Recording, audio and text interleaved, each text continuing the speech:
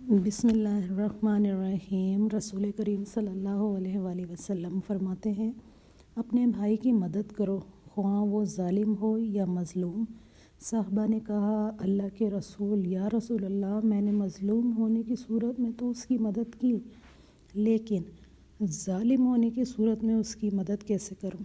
آپ صلی اللہ علیہ وآلہ وسلم نے فرمایا، اسے ظلم سے باز رکھو، اس کے لیے یہی تمہاری مدد ہے۔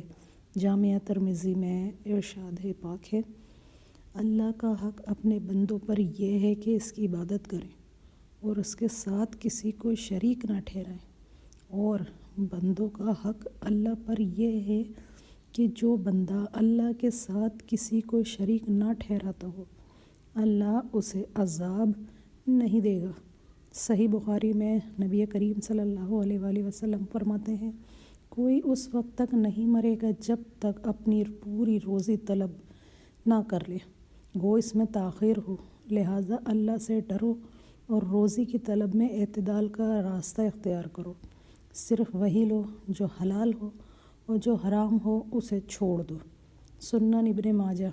دنیا کی طلب میں اعتدال کا طریقہ اپناؤ، اس لیے کہ جس چیز کے لیے آدمی پیدا کیا گیا ہے وہ اسے مل کر ہی رہے گی۔ سنن ابن ماجہ۔